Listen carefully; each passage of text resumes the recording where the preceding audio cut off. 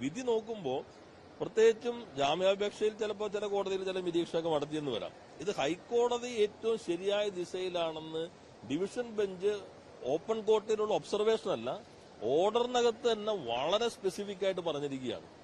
അങ്ങനെ ഓർഡറിൽ പറയുന്ന ഘട്ടത്തിൽ ജാമ്യം കൊടുക്കാതിരിക്കാം. ഇപ്പൊ നമുക്ക് സ്വാഭാവിക ജാമ്യം വരുന്നു. ഡിവിഷൻ ബെഞ്ച് പറയുന്നത് കുറ്റപത്രം കൊടുക്കുന്ന കാര്യത്തിലല്ല നമ്മൾ ഫോക്കസ് ചെയ്യേണ്ടത്, ഇത് ചെറിയ കേസല്ല, കുറ്റമറ്റ കുറ്റപത്രം സമർപ്പിക്കുന്നതിലാണ് വേണ്ടതെന്നായിട്ടാണ് നമ്മൾ വിധിയിലൂടെ കോടതിയുടെ ഒബ്സർവേഷനിലും കണ്ടത്. അപ്പൊ അങ്ങനെ നിൽക്കുന്ന ഘട്ടത്തിൽ ചിലപ്പോൾ ഒരു കോടതിക്ക് തോന്നാം എന്നാൽ പോലും 90 ദിവസം കഴിഞ്ഞല്ലോ ജാമ്യം കൊടുക്കുക, അങ്ങനെയൊക്കെ കോടതിക്ക് തീരുമാനിക്കാം. പക്ഷേ ഒരു അവസാന വിധി പോലെയുള്ളതായിട്ടാണ് ഞാൻ പൂർണ്ണമായിട്ട് എന്റെ വായനയിലൂടെയല്ല പറയുന്നത്, ഇതിനകത്ത് പരാമർശം കണ്ടിട്ടുള്ളത്. അത് ഒരു അസാധാരണത അതിനകത്തുണ്ട്. അല്ല, അതല്ല നമ്മുടെ ഞാൻ പറഞ്ഞ സാധാരണ ഒരു നിയമ വിദ്യാർത്ഥി എന്ന നിലയിൽ മാത്രമല്ല, ഒരു സാധാരണക്കാരൻ എന്ന നിലയിൽ നോക്കുമ്പോഴും ഹൈക്കോടതി ഏറ്റവും ശരിയായ അന്വേഷണം ഈ അറസ്റ്റിന് ശേഷവും രേഖപ്പെടുത്തിയിരിക്കുന്നു.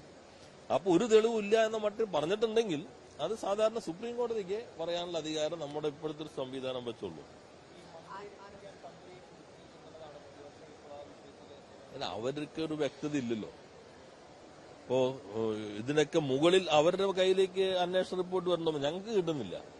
സീൽഡ് കവറിൽ കിട്ടുന്നത് ഹൈക്കോടതിക്കാണ്.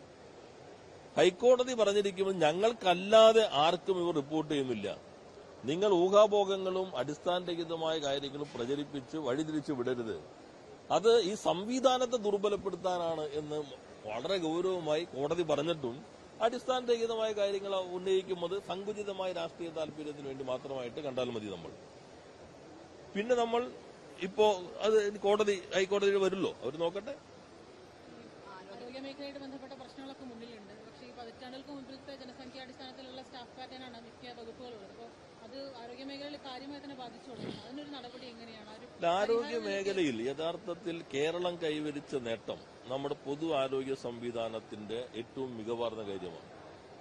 എന്നാൽ ആരോഗ്യമന്ത്രി സ്ത്രീയാണെങ്കിലോ സ്ത്രീ എന്നുള്ളൊരു പരിമിതി ഇല്ല, നല്ല മികച്ച മന്ത്രിയായിട്ട് കേരളത്തിന്റെ ആരോഗ്യ മേഖലയെ മുന്നോട്ട് കൊണ്ടുപോകുന്നു. പക്ഷെ അവരുടെ ഔദ്യോഗിക വസതിയിലേക്ക് ഇടിച്ചു കയറി അവിടെ പോയി ആക്രമണം നടത്തി റീത്ത് വയ്ക്കുക എന്ന് പറയുന്നത്, അത് നിങ്ങളുടെ ഇന്നലത്തെ എനിക്ക് കാണാൻ പറ്റിയില്ല. ഞാൻ നമുക്ക് ഓട്ടായതുകൊണ്ട് എല്ലാ ന്യൂസ് അവറുകളും ഇന്നലെ ചർച്ച ചെയ്തിട്ടുണ്ടാകും എന്നാണ് ഞാൻ പ്രതീക്ഷിക്കുന്നത്. ന്യൂസ് അവറുകളിലെ പ്രധാന ചർച്ച ഇങ്ങനൊരു ആക്രമണം വളരെ ജനാധിപത്യ വിരുദ്ധമാണ്, സ്ത്രീ മന്ത്രിക്കെതിരെയും ഇങ്ങനെയൊക്കെ ചെയ്യാമോ എന്നൊക്കെ നിങ്ങൾ ഇന്നലെ ചർച്ച ചെയ്തിട്ടുണ്ടാകുമെന്നാണ് കരുതുന്നത്. ഇന്നലെ അതിനൊക്കെ തിരക്കേറിയതിന് വിഷയം വന്നിട്ടുണ്ടെങ്കിൽ ഇന്നത് നിങ്ങൾ ചർച്ച ചെയ്യുമെന്നാണ് ഞാൻ പ്രതീക്ഷിക്കുന്നത്. യഥാർത്ഥത്തിൽ അങ്ങനെയാണോ ചെയ്യേണ്ടത്? ഇപ്പോ നമ്മുടെ കേരളത്തിൽ സ്വകാര്യ ആശുപത്രികളിലും സാധാരണഗതിയിൽ പിഴവുകൾ ഉണ്ടാകാറില്ലേ? ഗവൺമെന്റ് ആശുപത്രിയൊക്കെ എത്രയോ അധികം മടങ്ങുണ്ടാവും. സ്വാഭാവികമായിട്ടുണ്ടാകുന്നത് കൈപ്പിഴവുകൾ ചിലപ്പോൾ ബോധപൂർവമാകാം, മെഡിക്കൽ നെഗ്ലിജൻസ് വരാം. അതിലെന്തൊക്കെ ചെയ്യാൻ കഴിയും? ഒന്ന്, ഉടൻ തന്നെ കോമ്പൻസേഷൻ കൊടുക്കാൻ നിയമപ്രകാരം നടപടികൾ എടുക്കാം. രണ്ട്, അവർ സംബന്ധിച്ച് ക്രിമിനൽ നിയമപ്രകാരം മെഡിക്കൽ നെഗ്ലിജൻസിനെ സംബന്ധിച്ചുള്ള നിലവിലുള്ള നിരവധി വിധികളുണ്ടെങ്കിലും നടപടികൾ സ്വീകരിക്കാം. മൂന്ന്, ഗവൺമെന്റ് സംവിധാനത്തിലാണെങ്കിൽ ആ നടപടികൾ നടക്കുമ്പോൾ തന്നെ ഉടൻ തന്നെ നമുക്ക് അവരെ അച്ചടക്ക നടപടി സ്വീകരിക്കാം. ഇതാണല്ലോ ഗവൺമെന്റ് ചെയ്യേണ്ടത്. മന്ത്രി ആരോഗ്യവകുപ്പിന് നേതൃത്വം നൽകുന്ന ആളെമ്മലിൽ ഉടൻ തന്നെ ആ തീരുമാനത്തിലേക്ക് എത്തിയല്ലോ. ഇതിൽ നമ്മൾ കാണേണ്ടത്, ഇത്ര കാലം നിങ്ങളാരും അറിഞ്ഞിട്ടില്ലല്ലോ ഇങ്ങനെ ഇരിക്കുന്നു, രോഗി അറിഞ്ഞിട്ടില്ല. രോഗിക്ക് വേദനയുണ്ട്. അവർ പോയത് ഗവൺമെന്റ് ആശുപത്രിയിൽ മാത്രമല്ല, എല്ലാ ആശുപത്രിയിലും പോയി. ഇപ്പൊ അത് കണ്ടെത്തിയാൽ നമ്മൾ എങ്ങനെ സംഭവിച്ചെന്ന് കാണണം, ആരാണ് എന്ന് കണ്ടെത്തണം, അവരുടെ വേദന കുറയ്ക്കാൻ ആവശ്യമായ നടപടികൾ സ്വീകരിക്കണം. ഇത്തരം കാര്യങ്ങൾ ആവർത്തിക്കാതിരിക്കാൻ എന്തെങ്കിലും പൊതുവായ പ്രോട്ടോകോളുകളോ സംവിധാനങ്ങളോ നിലവിലുള്ളതിനേക്കാൾ മെച്ചപ്പെടുത്തേണ്ടതുണ്ടോ എന്ന് ചർച്ച ചെയ്ത് ഞാൻ പറഞ്ഞ എല്ലാ ആയിരിക്കാം. ഞാൻ പറഞ്ഞത് അതിലേക്ക് നമുക്ക് പരിശോധിക്കാമല്ലോ.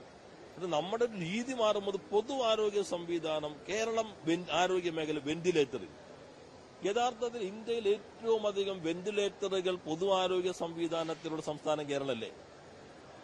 അതായാലും ഉദ്ദേശിക്കുന്നത് ആരോഗ്യ മേഖലയിൽ ഏറ്റവും അധികം വെന്റിലേറ്ററുകൾ എന്ന് പറഞ്ഞാൽ കറക്റ്റ്.